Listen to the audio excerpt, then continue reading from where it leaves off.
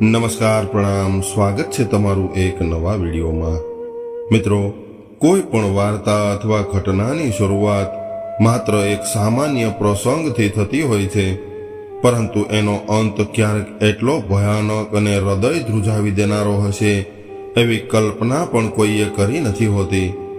આ એવા જ એક લાચાર પિતા અને મજબૂર દીકરાની કહાની છે, જે આજે આપણા સમાજની સૌથી મોટી અને કડવી વાસ્તવિકતા બની ચૂકી છે। આજે વિદેશ જવાનો ક્રેઝ, ઊંચી લાઈફસ્ટાઈલ જીવવાની ઘેલછા અને સમાજમાં માત્ર દેખાડો કરવાની આંધળી દોડમાં કેટલાય પરિવારો પોતાનું સર્વસ્વ હોમી રહ્યા છે। મધ્યમ વર્ગીય મા બાપ પોતાના સંતાનોના ઉજ્જવળ ભવિષ્ય માટે લોહી પાણી એક કરીને પોતાની આખી જિંદગીની મૂડી અને હકની જમીન પણ વેચી નાખે છે।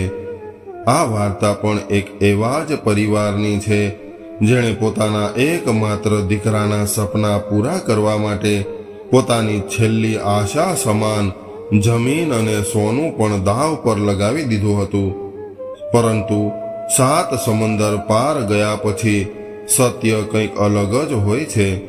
ત્યાં ભયંકર એકલતા, અજાણ્યો દેશ, કાતિલ ઠંડી, નોકરી મેળવવાની મથામણ અને એ સાથે જ દર સેમેસ્ટરે ભરવાની થતી લાખો રૂપિયાની ફીનું ભારણ, આ બધું જ મળીને એક 21 વર્ષના યુવાનના માનસિક સંતુલનને કેવી રીતે હચમચાવી મૂકે છે, એનું આ જીવંત ચિત્રણ છે। જ્યારે આ બધી જ મુશ્કેલીઓ હદ વટાવી દે છે, ત્યારે એ યુવાન ડિપ્રેશનના એવા ઊંડા અંધકારમાં ધકેલાઈ જાય છે, જ્યાંથી એને માત્ર પોતાનો અંત જ દેખાય છે। આ આખી વાર્તા એવા દરેક મા બાપ માટે એક લાલ બત્તી સમાન છે, જે પોતાના બાળકો પર ગજા બહારનું દબાણ લાવે છે, અને એવા દરેક યુવાન માટે આશાનું એક કિરણ છે, જે મુશ્કેલીના સમયે પોતાના પરિવારથી વાતો છુપાવે છે।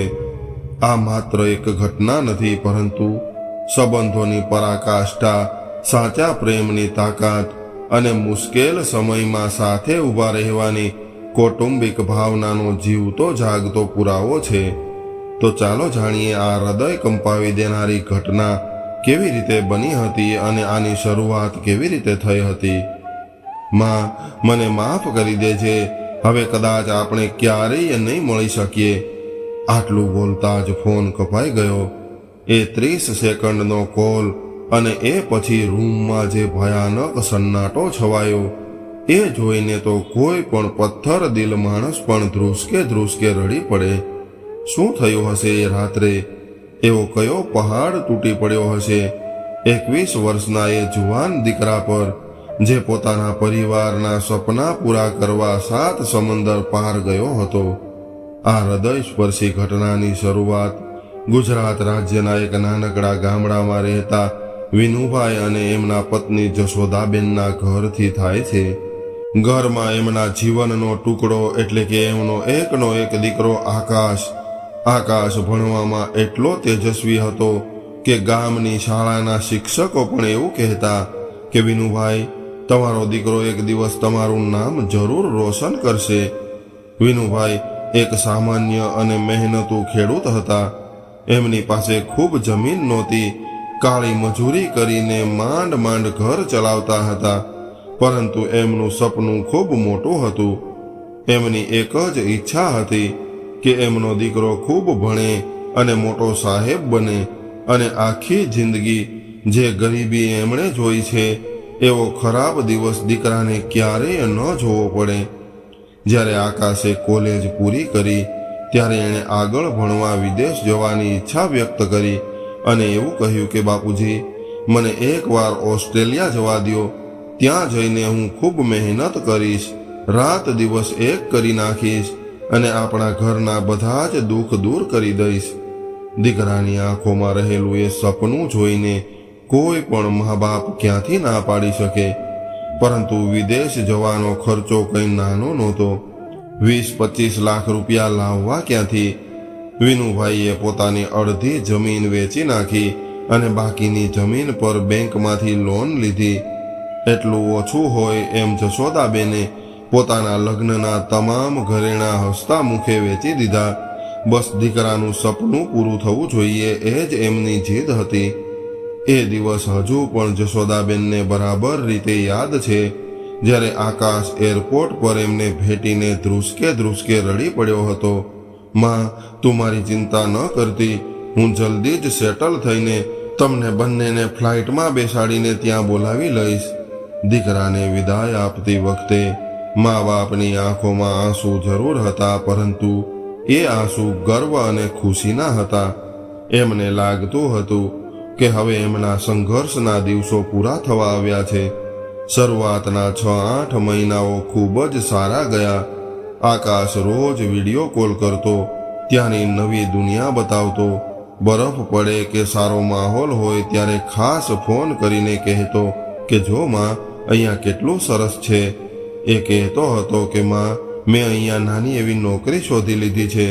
ભણવાની સાથે સાથે હું કામ પણ કરું છું. વિનુભાઈ ગામના ચોરે બેસીને છાતી કાઢીને ગર્વથી કહેતા કે મારો દીકરો વિદેશમાં કમાય છે. પરંતુ સમય ક્યાં હંમેશા એક સરખો રહે છે. ધીમે ધીમે કોલ આવવાના ઓછા થઈ ગયા. ક્યારેક અઠવાડિયે તો ક્યારેક 15 દિવસે માંડ માંડ ફોન આવતો. વિડીયો કોલ તો સાવ બંધ થઈ ગયા હતા. આકાશનો અવાજ પણ હવે ફોન પર ધીમે ધીમે થાકેલો, ગભરાયેલો અને ઉદાસ હોય એવું લાગવા લાગ્યું હતું. મા બાપ પૂછે તો વાત ટાળી દેતો અને એવું કહેતો, કંઈ નથી માં, બસ ભણવાનું અને કામનું ખૂબ ટેન્શન હોય છે. મારી શિફ્ટ લાંબી હોય છે એટલે થાક લાગે છે. પરંતુ એક માનું હૃદય તો દીકરાની પીડાને 7 સમંદર પારથી પણ ઓળખી લે છે. જશોદાબેનને અંદરથી કંઈક અજુગતું થવાનો અહેસાસ થવા લાગ્યો હતો.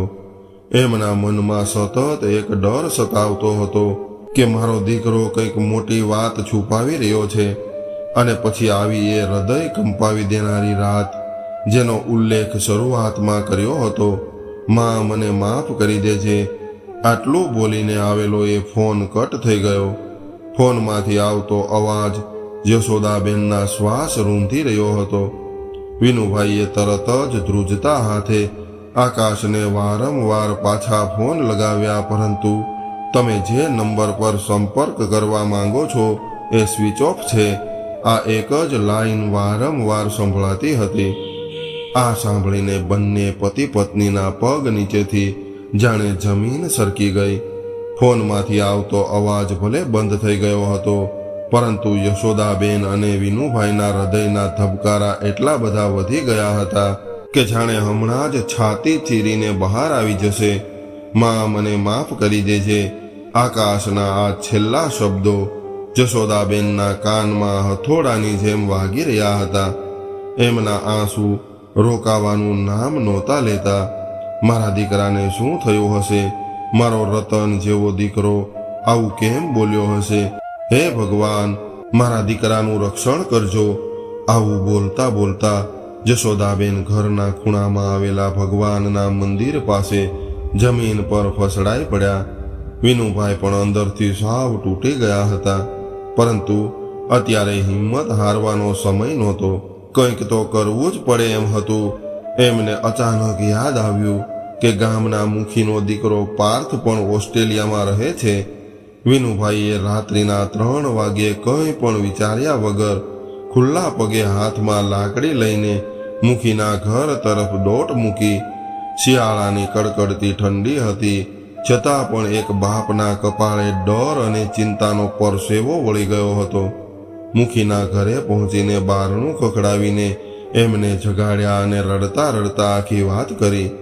મુખીએ તરત જ ત્યાંથી પોતાના દીકરા પાર્થને ઓસ્ટ્રેલિયા ફોન લગાવ્યો. ત્યાં એ સમયે બપોરનો સમય હતો. પાર્થે ફોન ઉપાડ્યો. હા પિતાજી, બોલો ને, શું કામ પડ્યું? મુખીએ વિનુભાઈને ફોન આપ્યો. વિનુભાઈએ કાલાવાલા કરતા રડમોસ અવાજે પાર્થને એવું કહ્યું કે બેટા પાર્થ, મારા દીકરા આકાશને કંઈક થઈ ગયું છે. એનો આવો ફોન આવ્યો હતો અને ત્યારબાદ એનો ફોન બંધ થઈ ગયો છે. તું જલ્દીથી એના રૂમ પર જા અને મારા દીકરાની સંભાળ લે. એને બચાવી લે દીકરા, એને બચાવી લે. પાર્થને પરિસ્થિતિની ગંભીરતા તરત જ સમજાઈ ગઈ હતી, એટલે કહેવા લાગ્યો કે કાકા, તમે જરા પણ ચિંતા ન કરો, હું હમણાં જ મારું બધું જ કામ છોડીને એના ઘરે જાઉં છું, તમે હિંમત રાખજો. આ બાજુ ભારતમાં વિનુભાઈના ઘરમાં આસપાસના 2-4 પાડોશીઓ ભેગા થઈ ગયા હતા. બધા જ લોકો ભગવાનને પ્રાર્થના કરી રહ્યા હતા. સમય જાણે થંભી ગયો હતો.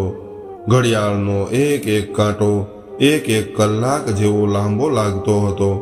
આખી રાત કોઈની આંખનું મટકું પણ નહોતું લાગ્યું. જશોદાબેન તો દીવા સામે જોઈને બસ એક જ રટણ કરતા હતા, મારો દીકરો હેમખેમ પાછો આવી જાય, મારે કોઈ પૈસા નથી જોઈતા, મારે એને વિદેશ નથી ભણાવવો, એને પાછો લાવી દ્યો. લગભગ 2 કલાકના લાંબા અને પીડાદાયક ઇંતજાર પછી આખરે પાર્થનો સામેથી ફોન આવ્યો. વિનુભાઈના હાથ એટલા ધ્રુજતા હતા કે માંડ માંડ લીલું બટન દબાવીને ફોન ઉપાડ્યો અને સ્પીકર પર મૂક્યો. ઓરડામાં એકદમ સન્નાટો છવાઈ ગયો. બધાના કાન ફોન તરફ મંડરાયેલા હતા. સામેથી પાર્થનો અવાજ ખૂબ જ ગભરાયેલો અને હાંફતો હોય એવું લાગતું હતું. એ હાંફતો કહેવા લાગ્યો કે કાકા, એક ખૂબ ખરાબ સમાચાર છે. શું થયું દીકરા, શું થયું મારા દીકરાને? જશોદાબેનથી ચીસ પડાઈ ગઈ. કાકી, આકાશ રૂમ પર હાજર નથી. એનો રૂમ ખુલ્લો છે અને એનો બધો જ સામાન વેર વિખેર પડ્યો છે. એનો ફોન અને પાકીટ પણ અહીંયા જ પલંગ પર પડ્યા છે. મેં એના રૂમ પાર્ટનરને પૂછ્યું હતું તો એણે જે વાત કરી એ સાંભળીને હું પણ ચોંકી ગયો છું. શું કીધું એણે દીકરા? સાચું બોલજે બેટા, મારો જીવ મૂંઝાય છે. વિનુભાઈ રડી પડ્યા. ત્યારે પાર્થે ભારે હૈયે એક એવું સત્ય જણાવ્યું જેણે વિનુભાઈ અને જશોદાબેનની દુનિયા ઉજાડી નાખી. કાકા, છેલ્લા 3 મહિનાથી આકાશની નોકરી છૂટી ગઈ હતી. એણે જે કોલેજમાં એડમિશન લીધું હતું ત્યાં આગળની ફી ભરવાના પૈસા નહોતા, એટલે કોલેજે એને કાઢી મૂક્યો હતો. એની પાસે 2 ટંક ખાવાના પણ પૈસા નહોતા રહ્યા. એ તમને લોકોને ટેન્શન નહોતો આપવા માંગતો, એટલે આ બધું તમારાથી છુપાવતો હતો. એ ખૂબ જ મોટા ડિપ્રેશનમાં જતો રહ્યો હતો. એના રૂમ પાર્ટનરે કહ્યું હતું કે ગઈકાલ રાત્રે એ ખૂબ જ રડતો હતો અને અચાનક ફોન રૂમમાં ફેંકીને બહાર દોડી ગયો હતો. આ ભયાનક સત્ય સાંભળતા જ જશોદાબેન બેભાન થઈને જમીન પર ઢળી પડ્યા. ઘરની અંદર રોકકળ મચી ગઈ. મા બાપનું દેવું ઉતારવા અને સપના પૂરા કરવા ગયેલો દીકરો આજે જીવતો છે કે નહીં એની કોઈને ખબર નહોતી. વિદેશની એ અજાણી અને કાતિલ ઠંડીવાળી ધરતી પર એ 21 વર્ષનો યુવાન ક્યાં ખોવાઈ ગયો હશે? પાર્થે પોલીસને જાણ કરી દીધી. બેભાન થયેલા જશોદાબેન જ્યારે ભાનમાં આવ્યા ત્યારે એમના મોંમાંથી એક જ ચીસ નીકળી કે મારો આકાશ, મારા દીકરાને બચાવી લ્યો. એમના આંસુ હવે સુકાઈ ગયા હતા અને આંખોમાં એક ભયાનક શૂન્યતા છવાઈ ગઈ હતી. 7 સમંદર પાર પોતાના દીકરાનો જીવ જોખમમાં હોય અને મા બાપ અહીંયા કંઈ જ ન કરી શકે, એનાથી મોટી લાચારી દુનિયામાં એક મા બાપ માટે બીજી શું હોઈ શકે? એમને વારંવાર આકાશનો એ હસતો ચહેરો યાદ આવતો હતો જ્યારે એ પહેલી વાર પ્લેનમાં બેસવા જઈ રહ્યો હતો. વિનુભાઈ જે આખી જિંદગી કડક અને મજબૂત રહ્યા હતા એ પણ આજે કોઈ નાના બાળકની જેમ ધ્રુસકે રડી રહ્યા હતા. એમને પોતાની જાત પર અત્યંત ગુસ્સો આવતો હતો કે કદાચ મેં મારા દીકરાને વિદેશ જવાની જીદ પૂરી ન કરી હોત તો આજે મારો દીકરો મારી સામે હોત. આપણે અહીંયા અડધો રોટલો ખાઈને પણ ખુશ રહ્યા હોત. મારા પર દેવું હતું તો પણ હું દિવસ રાત મજૂરી કરીને ચૂકવી દેત, પરંતુ મારા દીકરાએ મને પોતાના દુઃખની વાત કેમ ન કરી? કેમ એ અંદર ને અંદર મૂંઝાતો રહ્યો? વિનુભાઈનો આ દર્દ ભર્યો અવાજ સાંભળીને ત્યાં ઉભેલા કોઈ પણ પથ્થર દિલ માણસની આંખમાંથી પણ શ્રાવણ ભાદરવો વહી જાય. બીજી બાજુ ઓસ્ટ્રેલિયામાં -ડિગ્રીની કડકડતી ઠંડી હતી. ચારેય બાજુ બરફની ચાદર પથરાયેલી હતી. પાર્થે ત્યાંની પોલીસને જાણ કરીને સાથે રાખીને આકાશની શોધખોળ શરૂ કરી દીધી. પોલીસની ગાડીઓ સુમસામ રસ્તાઓ પર સાયરન વગાડતી ફરી રહી હતી.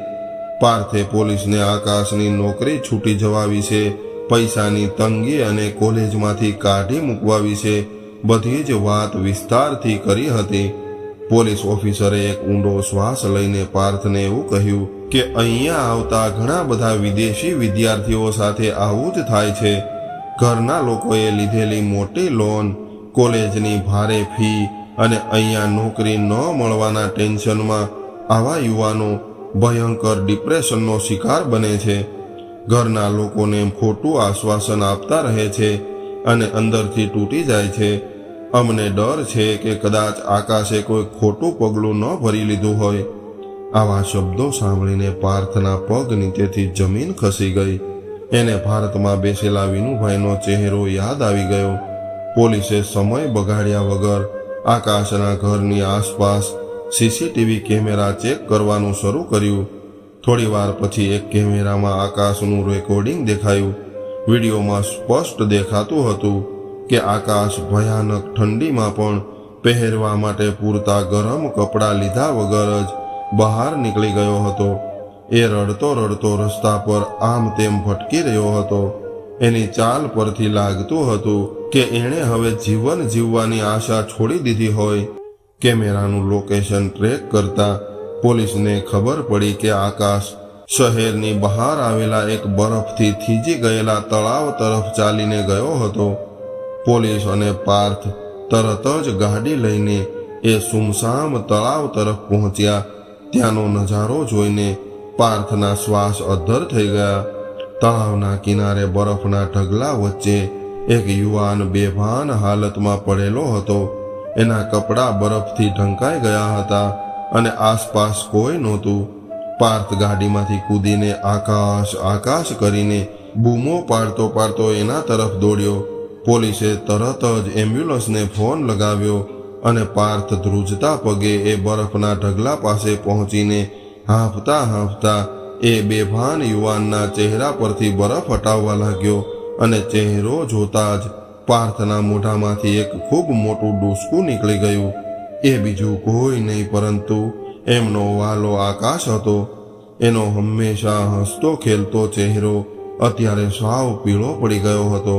હોઠ એકદમ ભૂરા પડી ગયા હતા અને શરીર કોઈ લાકડા જેવું કઠણ થઈ ગયું હતું.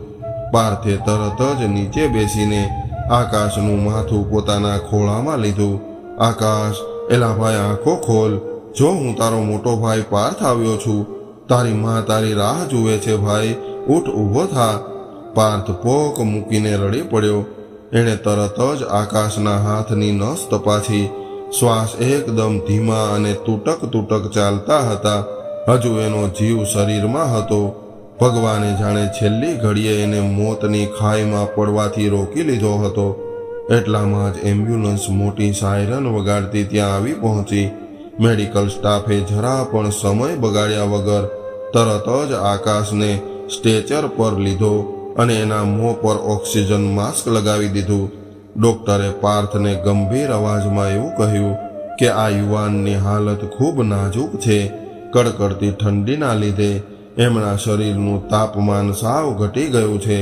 જો થોડી વધુ વાર થઈ ગઈ હોત તો આને બચાવવો મુશ્કેલ બની ગયો હોત. આપણે એને જલ્દીથી જલ્દી હોસ્પિટલ પહોંચાડવો પડશે. હવે એમ્બ્યુલન્સ પૂરપાટ ઝડપે શહેરની ખૂબ મોટી હોસ્પિટલ તરફ દોડવા લાગી. પાર્થ અંદર બેઠો બેઠો ભગવાનનું નામ લઈ રહ્યો હતો. આકાશને સીધો જ આઈસીયુમાં લઈ જવામાં આવ્યો. આઈસીયુના દરવાજા બંધ થયા અને બહારની લાલ લાઇટ ચાલુ થઈ ગઈ. એ લાલ લાઇટ જાણે અત્યારે મોત અને જિંદગી વચ્ચેની દિવાલ બનીને ઊભી હતી. પાર્થે થોડી હિંમત ભેગી કરી અને ભારતમાં વિનુભાઈને ફોન લગાવ્યો. ભારતમાં તો હજુ સવાર પણ નહોતી પડી. વિનુભાઈ અને જશોદાબેન આખી રાત ફોન પાસે જ બેઠા હતા. પહેલી જ રીંગે ફોન ઉપડી ગયો. કાકા, આકાશ મળી ગયો છે. પાર્થના આટલા શબ્દો સાંભળતા જ જશોદાબેન અને વિનુભાઈના સુકાઈ ગયેલા જીવમાં જીવ આવ્યો. જશોદાબેને રડતા રડતા ફોન છીનવી લીધો અને કહેવા લાગ્યા કે મારો દીકરો કેમ છે? એને મારી સાથે વાત કરાવ બેટા, મારે બસ એક વાર એનો અવાજ સાંભળવો છે. પાર્થ ગળે ડૂમું બાંધીને માંડ માંડ એટલું બોલ્યો કે કાકી, એ અત્યારે વાત નહીં કરી શકે. અમે એને હોસ્પિટલ લાવ્યા છીએ. એ બરફમાં બેભાન થઈ ગયો હતો. ડોક્ટર સાહેબ અંદર એની સારવાર કરી રહ્યા છે. તમે બસ ભગવાનને પ્રાર્થના કરો કે એ જલ્દીથી જલ્દી ભાનમાં આવી જાય, એને કંઈ ન થાય. તમે હિંમત રાખજો. હોસ્પિટલ અને બેભાન શબ્દ સાંભળતા જ યશોદાબેનના હાથમાંથી ફોન નીચે પડી ગયો. જે દીકરાને ફૂલની જેમ ઉછેર્યો હતો, જેને ઘરમાં જરા અમથું પણ વાગે તોય આખું ઘર માથે લઈ લેતા, એ આજે 7 સમંદર પાર મોત સામે એકલો લડી રહ્યો હતો. વિનુભાઈએ આકાશ તરફ જોઈને બંને હાથ જોડ્યા. હે ભગવાન, હે મારા નાથ, મેં આખી જિંદગી કોઈનું ખરાબ નથી કર્યું કે કોઈનું ખોટું નથી લીધું. મારા દીકરાનો જીવ બચાવી લેજો. મારે એને ખૂબ મોટો સાહેબ નથી બનાવવો કે મારે એના પૈસા નથી જોઈતા. બસ મારો દીકરો હેમખેમ મારા આંગણે પાછો મોકલી દેજો. ગામના મંદિરમાં સવારની ઝાલર વાગવાની શરૂઆત થઈ ગઈ હતી. મા બાપના આંસુ ભગવાનના ચરણોમાં પહોંચી રહ્યા હતા. આઈસીયુની બહાર ઉભેલા પાર્થ માટે એક એક મિનિટ જાણે એક યુગ જેવી લાંબી લાગતી હતી. ડોક્ટર અંદર આકાશનો જીવ બચાવવા મહેનત કરી રહ્યા હતા. લગભગ 3 કલાકના જીવલેણ ઇંતજાર પછી આખરે દરવાજા ઉપરની લાલ લાઇટ બંધ થઈ અને ડોક્ટર બહાર આવ્યા. પાર્થ તરત જ દોડીને એમની પાસે ગયો. એમના જીવમાં જીવ નહોતો. ડોક્ટરના ચહેરા પર થોડી રાહત હતી. એમણે પાર્થના ખભે હાથ મૂકીને કહ્યું કે ભગવાનનો પાડ માનો, તમે એને સમયસર અહીં પહોંચાડી દીધો. થોડી વધુ વાર લાગી ગઈ હોત તો અમે કંઈ ન કરી શક્યા હોત. આકાશ હવે ખતરાની બહાર છે અને એને ભાન પણ આવી ગયું છે. આવા શબ્દો સાંભળતા જ પાર્થની આંખમાંથી ખુશીના આંસુ છલકાઈ ગયા. પરંતુ ડોક્ટરે આગળ ખૂબ ગંભીર વાત કરી કે શરીરની ઠંડી તો અમે દૂર કરી દીધી છે, પરંતુ આ યુવાન અંદરથી સાવ તૂટી ગયો છે. એ ભયંકર ડિપ્રેશનમાં છે. અત્યારે એને દવા કરતાં પણ વધારે પોતાના પરિવારના પ્રેમ અને હૂંફની જરૂર છે. જો એને માનસિક ટેકો નહીં મળે તો એ ફરીથી આવું પગલું ભરી શકે છે. પાર્થ તરત જ રજા લઈને ધીમેકથી આઈસીયુના દરવાજાની અંદર દાખલ થયો. સફેદ પથારી પર આકાશ સૂતો હતો. એના ચહેરા પર ઓક્સિજનની નળીઓ હતી. એની આંખો ખુલ્લી હતી, પરંતુ એમાં એક ખાલીપો હતો. પાર્થને જોતા જ આકાશની આંખોમાંથી દળ દળ આંસુ વહેવા લાગ્યા. પાર્થે એની પાસે જઈને એના માથા પર હાથ ફેરવ્યો. ત્યારે આકાશ બોલ્યો કે હું હારી ગયો પાર્થભાઈ, હું સાવ નાકામ રહ્યો છું. આકાશે ડૂસકા ભરતા આવું કહ્યું કે મારા મા બાપે પોતાનું બધું જ વેચીને મને અહીંયા મોકલ્યો હતો, પરંતુ મારી નોકરી છૂટી ગઈ. ફી ન ભરવાના કારણે કોલેજમાંથી મને કાઢી મૂક્યો. મારી પાસે જમવાના પણ પૈસા નહોતા બચ્યા. હું ક્યાં મોઢે એમને આ બધું કહું? એમના સપના મેં તોડી નાખ્યા છે. એના કરતાં તો હું બરફમાં મરી ગયો હોત તો સારું હોત. ચૂપ કર પાગલ. પાર્થે એને વચમાં જ અટકાવ્યો. મા બાપ માટે એમનો દીકરો જ એમનું સૌથી મોટું સપનું હોય છે, પૈસા નહીં. તું જીવતો છે એ જ એમના માટે બધું જ છે. તું એકવાર એમની સાથે વાત કર, તને બધું જ સમજાઈ જશે. પાર્થે તરત જ પોતાના ફોનમાંથી વિનુભાઈને વિડીયો કોલ કર્યો. ભારતમાં હજુ સવાર પડી હતી અને બંને મા બાપ ફોનની રાહ જોઈને બેઠા હતા. ફોન ઉપાડતા જ સ્ક્રીન પર હોસ્પિટલના બિછાને પડેલા આકાશને જોઈને યશોદાબેન ધ્રુસકે ધ્રુસકે રડવા લાગ્યા. એ જાણે ફોનની સ્ક્રીન પરથી જ દીકરાના માથા પર હાથ ફેરવવા લાગ્યા. બેટા, મારા દીકરા, તું કેમ છે? મને માફ કરજે બેટા કે તું ત્યાં આટલો હેરાન થયો અને અમે તારી કોઈ મદદ ન કરી શક્યા. આકાશે 2 હાથ જોડીને રડતા રડતા કહ્યું કે માં, બાપુજી, મને માફ કરી દ્યો. હું તમારા સપના પૂરા ન કરી શક્યો. મારા લીધે ઘર પર આટલું મોટું દેવું થઈ ગયું અને હું બધું જ હારી ગયો. ત્યારે વિનુભાઈનો અવાજ ભલે ગળગળો હતો, પરંતુ એમાં એક બાપની મક્કમતા હતી. અરે મારા દીકરા, મારું સપનું તું મોટો સાહેબ બને એ નહોતું, મારું સપનું તો બસ તું ખુશ રહે એ હતું. પૈસા અને જમીન તો હાથનો મેલ છે બેટા. આપણે કાળી મજૂરી કરીને દેવું ઉતારી દઈશું, એની તું જરા પણ ચિંતા ન કરતો. મારે કોઈ વિદેશના રૂપિયા નથી જોઈતા. તું જલ્દીથી સાજો થઈ જા અને પહેલી જ ફ્લાઇટ પકડીને પાછો આપણા ઘરે આવી જા. આપણે ચટણી અને રોટલો ખાઈશું, પરંતુ હવે સાથે રહીશું. પોતાના પિતાના આવા શબ્દો સાંભળીને આકાશના મન પરથી નિરાશાનો મોટો પહાડ હટી ગયો. એને સમજાઈ ગયું કે દુનિયામાં સાચી સફળતા પૈસા કમાવામાં નથી, પરંતુ પોતાના પરિવારના પ્રેમમાં છે. પાર્થની મદદ અને મા બાપના સાચા પ્રેમથી આકાશ ધીમે ધીમે શારીરિક અને માનસિક રીતે સાજો થવા લાગ્યો. હોસ્પિટલમાંથી રજા મળ્યા બાદ પાર્થે આકાશની ભારત પાછા ફરવાની ટિકિટ કરાવી આપી. એ દિવસ જશોદાબેન અને વિનુભાઈના જીવનનો સૌથી ખુશીનો દિવસ હતો. બંને પતિ પત્ની અમદાવાદ એરપોર્ટ પર દીકરાની રાહ જોઈ રહ્યા હતા. જેવો જ આકાશ ગેટમાંથી બહાર આવ્યો, એ સીધો જ દોડીને પોતાના મા બાપને વળગી પડ્યો. એરપોર્ટ પર લોકોની ભીડ વચ્ચે આ ત્રણેય જણા ધ્રુસકે ધ્રુસકે રડી રહ્યા હતા. પરંતુ આજે આ આંસુ દુઃખના નહોતા, પરંતુ એકબીજાને પાછા મેળવી લીધાના સંતોષના હતા. આકાશે પિતાજીના ચરણ સ્પર્શ કર્યા ત્યારે વિનુભાઈએ એને છાતીએ લગાવી લીધો. જશોદાબેન તો દીકરાના ચહેરા પરથી હાથ હટાવતા નહોતા. એમને લાગ્યું કે જાણે એમનો ખોવાયેલો સંસાર પાછો મળી ગયો છે. ગામમાં પાછા ફર્યા પછી આકાશે કોઈ મોટો સાહેબ બનવાની જીદ છોડી દીધી. એણે ગામની જ એક નાની કંપનીમાં નોકરી કરવાનું શરૂ કરી દીધું અને બાકીના સમયે પિતાજી સાથે ખેતરમાં પરસેવો પાડવા લાગ્યો. ભલે વિદેશના ડોલર નહોતા, પરંતુ રાત્રે પરિવાર સાથે બેસીને ખાધેલો બાજરાનો રોટલો અને માના હાથનું શાક એને દુનિયાનું સૌથી મોટું સુખ લાગતું હતું. દેવું ભલે માથે હતું, પરંતુ હવે ઘરમાં ડર નહોતો, એકબીજાનો સાથ હતો. ધીમે ધીમે કાપકૂપ કરીને વિનુભાઈ અને આકાશે બેંકના હપ્તા ચૂકવવાનું પણ શરૂ કરી દીધું. આકાશને હવે સમજાઈ ગયું હતું કે સાચી સફળતા 7 સમંદર પાર જઈને પૈસા કમાવામાં નથી, પરંતુ પોતાના પરિવાર સાથે રહીને નાની નાની ખુશીઓ માણવામાં છે.